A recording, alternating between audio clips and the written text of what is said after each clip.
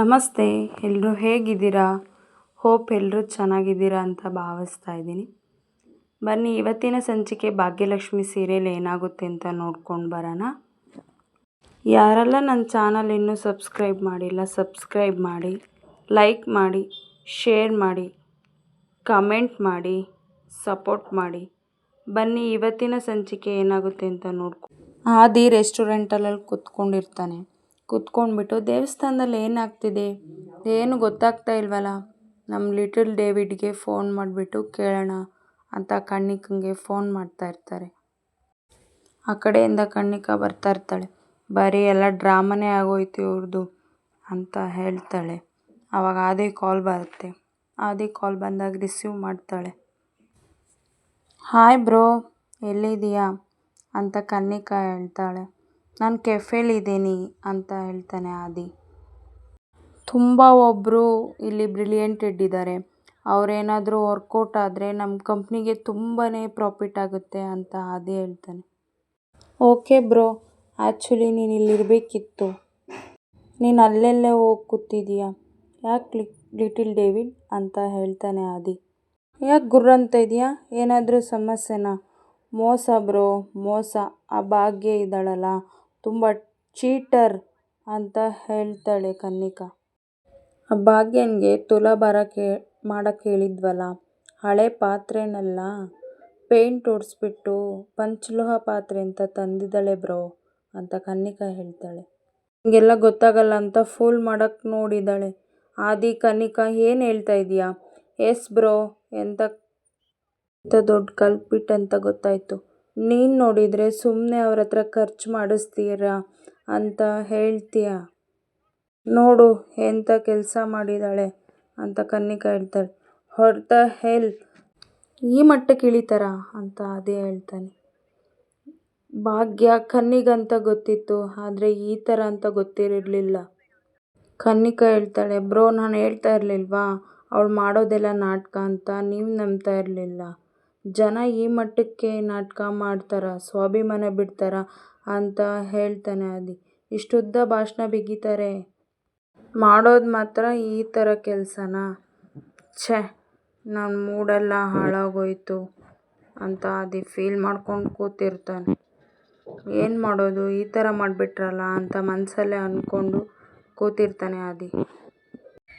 ಆ ಕಡೆ ತಾಂಡವ್ ಆದಿ ಕಡೆನೇ ಬರ್ತಾ ಇರ್ತಾನೆ. ಆದಿ ನೋಡಿಕೊಂಡು ಹುಡ್ಕೊಂಡೇ ಬರ್ತಾನೆ.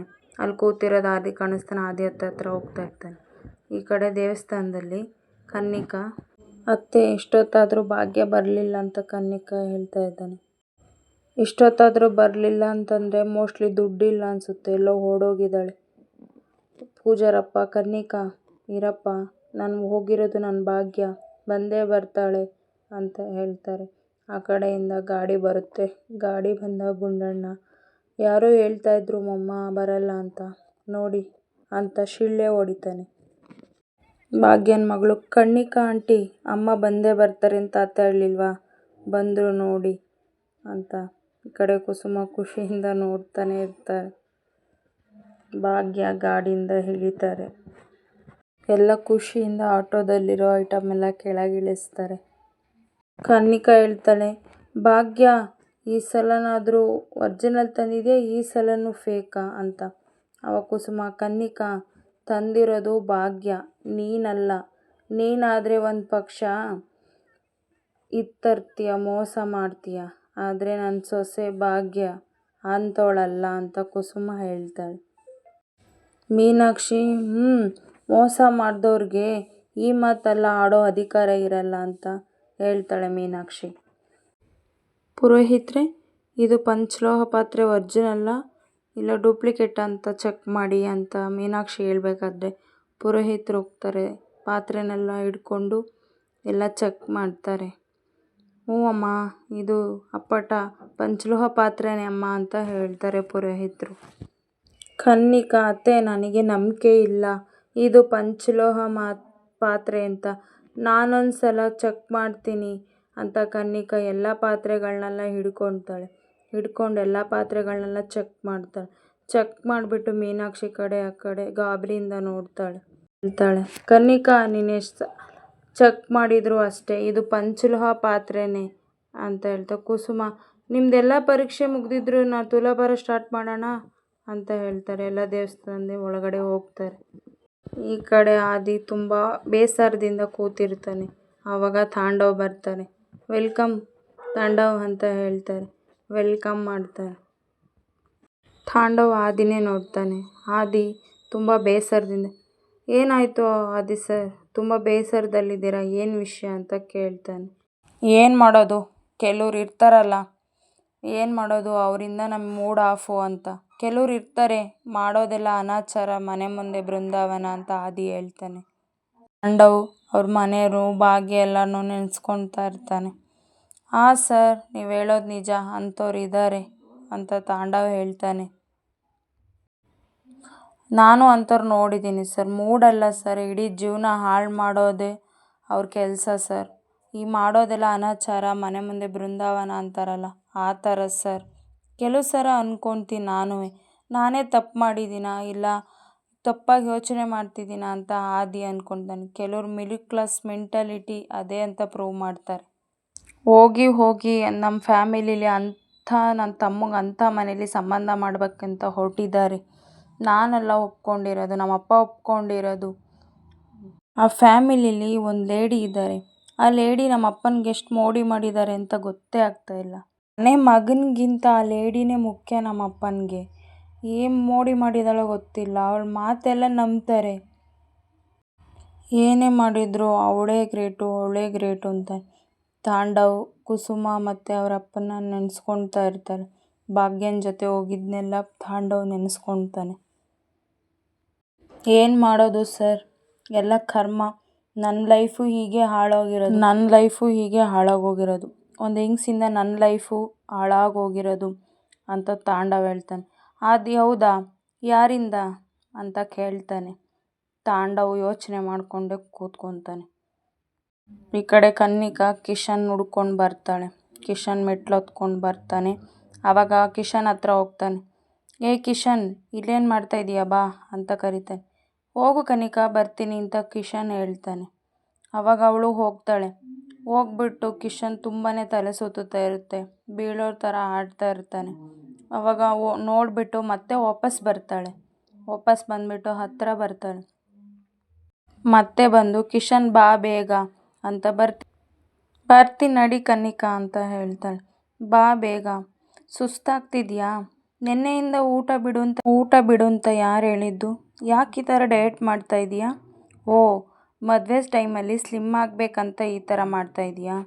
ಯಾಕೆ ರಾತ್ರಿ ಜಿಮ್ ಐಟಮ್ಸ್ ಎಲ್ಲ ತೊಗೊಂಬಂದು ರಾತ್ರಿ ಎಲ್ಲ ಊಟ ಮಾಡಿದೆ, ವರ್ಕೌಟ್ ಮಾಡಿದೆ? ಇದನ್ನೆಲ್ಲ ಭಾಗ್ಯ ಕೇಳಿಸ್ಕೊಂಡು ಕಿಶನ್ ಹತ್ರ ಬರ್ತಾಳೆ.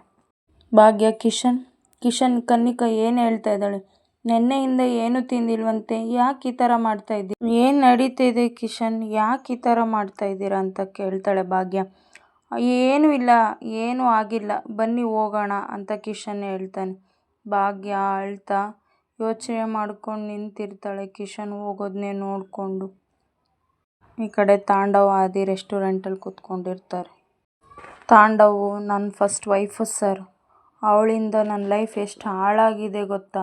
ನಮ್ಮ ಅಪ್ಪ ಅಮ್ಮ ನನ್ನನ್ನೇ ಬಿಟ್ಟು ಅವಳ ಹತ್ರ ಹೋದರು ಸರ್. ಅಷ್ಟು ನನ್ನ ಲೈಫ್ ಹಾಳಾಗಿದೆ ಅಂತ ಹೇಳ್ತಿರ್ತಾನೆ ಆದಿ. ಅಲ್ಲ ತಾಂಡವ್, ಏನಿದೆಲ್ಲ, ಮಗನ ಬಿಟ್ಟು ಯಾರಾದರೂ ಸೊಸೆ ಕಡೆ ಹೋಗ್ತಾರಾ ಅಂತ ಆದಿ ಕೇಳ್ತಾನೆ. ತಾಂಡವ್, ಅದೆಲ್ಲ ಅವಳೆಲ್ಲ ಮಾಡಿರೋ ನಾಟಕ ಸರ್. ನಾನು ತುಂಬ ಒಳ್ಳೆಯವಳು ಅಂತ ಅವರಿಗೆ ತಲೆಗೆ ತುಂಬಿದ್ಲು ಸರ್.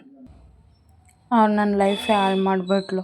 ನಮ್ಮ ಅಪ್ಪ ಅಮ್ಮ ನನ್ನನ್ನೇ ಬಿಟ್ಟು ಅವಳ ಹತ್ರನೇ ಹೋಗೋ ಥರ ಮಾಡಿದ್ದಾಳೆ ಸರ್. ನೆನೆಸ್ಕೊಂಡ್ರೆ ನನಗೆ ಮೈಯೆಲ್ಲ ಉರಿಯುತ್ತೆ ಸರ್. ನನ್ನ ಪರ್ಸ್ನಲ್ ಲೈಫ್ ಹಾಳು ಮಾಡಿದ್ದು ಸಾಲದಂತ ನನ್ನ ಪ್ರೊಫೆಷನಲ್ ಲೈಫು ಹಾಳು ಮಾಡೋಕ್ಕೆ ನಿಂತಿದ್ದಾಳೆ ಸರ್. ನನ್ನ ಟ್ಯಾಲೆಂಟಿಂದ ನನ್ನ ಕಂಪ್ನಿ ಎಲ್ಲ ಎಷ್ಟು ದೊಡ್ಡದಾಗಿ ಬೆಳೆಸಿದ್ದೆ ಗೊತ್ತಾ ಸರ್. ಎಲ್ಲ ನನ್ನ ಕೊಲೀಗ್ಸ್ ಎಲ್ಲ ನನಗೆ ಬೈಯೋ ಥರ ಮಾಡಿ, ಕೊಲೀಗ್ಸ್ ಏನು ಸರ್, ನಮ್ಮ ಬಾಸು ಕೂಡ ಅವಳ ಮಾತು ನಂಬಿ ನನ್ನ ಟರ್ಮಿನೇಟೇ ಮಾಡಿಬಿಟ್ರು ಸರ್. ಮತ್ತೆ ಬಾಸ್ ಹತ್ರ ಎಲ್ಲ ಮಾತಾಡಿಬಿಟ್ಟು ಕೆಲಸ ಕೊಡಿಸಿದ್ಲು ಸರ್. ಕೆಲಸ ಕೊಡಿಸಿದ್ಮೇಲೆ ಏನು ಬೀಗ ಸರ್, ಬೀಗ್ತಾ ಇದ್ಲು ಅವಳು. ನಾನೇ ಕೆಲಸ ಕೊಟ್ಟಿದ್ದು, ನಾನೇ ಭಿಕ್ಷೆ ಹಾಕಿದ್ದು ಅಂತೆಲ್ಲ ಬೀಗ್ತಾ ಇದ್ಲು ಸರ್. ಅದಕ್ಕೆ ನಾನು ಅವಳು ಕೆಲಸನೇ ಬೇಡ ಅಂತ ರಿಸೈನ್ ಮಾಡಿ ಬಂದ್ಬಿಟ್ಟೆ ಸರ್. ಎಷ್ಟು ಮೆರೀತಿದ್ಲು ಗೊತ್ತಾ ಸರ್. ಆದಿ ವಾಟ್ ಇಷ್ಟೆಲ್ಲ ಮಾಡಿದ್ಲಾ? ಶೇಮ್ ಅವ್ರು. ಮನುಷ್ಯತ್ವ ಇರೋರು ಯಾರು ಇದೇ ಥರ ಮಾತಾಡಲ್ಲ. ನೀವು ಬಿಡಿ, ಅಲ್ಲಿ ಬಿಟ್ಟು ಬಂದಿದ್ದೆ ಒಳ್ಳೇದೇ ಆಯಿತು ಅಂತ ಆದಿ ಹೇಳ್ತಾನೆ. ನಾವಿಬ್ಬರು ಮೀಟ್ ಮಾಡೋಕ್ಕಾಗ್ತಾ ಇರಲಿಲ್ಲ. ನನ್ನ ಮುಂದೆ ನಾನಿದ್ದೀನಿ ನಿಮ್ಮ ಜೊತೆಗೆ ಅಂತ ಹೇಳ್ತಾನೆ ಆದಿ. ಇನ್ನು ಮುಂದೆ ನೀವು ನಮ್ಮ ಬ್ರದರ್ ಅಂತ ಹೇಳ್ತಾನೆ. ಈ ಕಡೆ ಎಲ್ಲ ತುಲಾಭಾರ ಪೂಜೆಗೆಲ್ಲ ರೆಡಿ ಮಾಡ್ಕೊತಾ ಇರ್ತಾರೆ. ಅರ್ಚಕರು ಭಾಗ್ಯಂಗೆ ಅಕ್ಷತೆ ಹೂವು ಕೊಟ್ಟು ಭಾಗ್ಯ ಅವರೇ ಸಂಕಲ್ಪ ಮಾಡ್ಕೊಳ್ಳಿ ಅಂತ ಹೇಳಿ ಎಲ್ಲ ಪೂಜೆ ಮಾಡಿಸ್ತಾ ಇರ್ತಾರೆ. ಮನೆಯವರೆಲ್ಲ ಭಕ್ತಿಯಿಂದ ಪೂಜೆನ ನೋಡ್ಕೊತಾ ಇದ್ದಾರೆ. ಕನ್ನಿಕನು ಮೀನಾಕ್ಷಿನೂ ನಿಲ್ಲಪ್ಪ ಇದು ತುಲಾಭಾರ ಅಂತ ಮನಸ್ಸಲ್ಲಿ ಅಂದ್ಕೊತಾರೆ. ಕಿಶನ್ನು ತುಂಬಾ ಸುಸ್ತಾಗಿ ನಿಂತಿರ್ತಾನೆ. ಪುರೋಹಿತರು ಕಿಶನ್ ಕೂತ್ಕೊಳ್ಳಪ್ಪ ಅಂತ ಹೇಳ್ತಾನೆ. ತುಂಬ ಸಂಕಟ ಮಾಡ್ಕೊತಿರ್ತಾನೆ. ಭಾಗ್ಯ ಅರ್ಶಿನ ಕುಂಕುಮ ಎಲ್ಲ ಇಡಮ್ಮ ಹಣೆಗೆ ಅಂತ ಹೇಳ್ತಾನೆ. ಭಾಗ್ಯ ಹಣೆಗೆಲ್ಲ ಇಟ್ಬಿಟ್ಟು ಪಾತ್ರೆ ಸಾಮಾನನ್ನೆಲ್ಲ ಇಡ್ತಾ ಇರ್ತಾಳೆ. ಆವಾಗ ಅದು ಮೇಲೇ ಬರಲ್ಲ. ಏನು ಮಾಡೋದು ಅಂತ ಎಲ್ಲ ಬೇಸರದಿಂದ ನಿಂತಿರ್ತಾರೆ. ಅಮ್ಮ, ನೀವು ಮನೆಯಿಂದ ತಂದಿದ್ದೀರಲ್ಲ ಒಂದೆರಡು ಹಳೆ ಪಾತ್ರೆ ಇದೆಯಲ್ಲ ಅದನ್ನು ತೊಗೊಂಬನ್ನಿ ಅಂತ ಹೇಳ್ತಾಳೆ. ಅದು ಪಾಲಿಷ್ ಮಾಡಿರೋದಲ್ವಾ? ಪಾಲಿಷ್ ಅಲ್ಲ, ಎಲ್ಲದು ಎಲ್ಲ ಪಾಲಿಷೇ ಅನ್ಕೋಬೇಡ, ಅದರಲ್ಲೂ ತುಂಬ ಒರಿಜಿನಲ್ ತೊಗೊಂಬಂದಿದ್ದೀವಿ ಅಂತ ಪೂಜಾ ಹೇಳ್ತಾಳೆ. ಪುರೋಹಿತರು ಕಿಶನ್ಗೆ ಹೇಳ್ತಾನೆ. ಕಿಶನ್, ನೀನೇನಾದರೂ ಮನಸ್ಸಲ್ಲಿ ಅಂದ್ಕೊಂಡು ಎದ್ದೇಳಪ್ಪ ಅಂತ. ಆವಾಗ ಕಿಶನ್, ಭಾಗ್ಯ ಪೂಜಾ ಮನೆಯವರು ತುಂಬಾ ಕಷ್ಟಪಟ್ಟಿದ್ದಾರೆ. ಭಾಗ್ಯ ಅವ್ರಿಗೆ ನನ್ನಿಂದ ಏನೂ ತೊಂದರೆ ಆಗಬಾರ್ದು, ತುಂಬಾ ಕಷ್ಟ ಅನುಭವಿಸಿದ್ದಾರೆ. ಅವ್ರು ಇವಾಗಲಾದರೂ ಸುಖವಾಗಿರ್ಲಪ್ಪ ಅಂತ ಮನಸ್ಸಲ್ಲಿ ಬೇಡ್ಕೊಂಡು ಕಿಶನ್ ಕೈ ಮುಗಿತಾನೆ ದೇವ್ರಿಗೆ. ಆವಾಗ ಅರ್ಚಕರು, ಹೇಳಪ್ಪ ಎಲ್ಲ ಕೆಲಸ ಮುಗೀತು ಅಂತ ಹೇಳ್ತಾನೆ. ಆವಾಗ ಎದ್ದೇಳ್ತಾನೆ.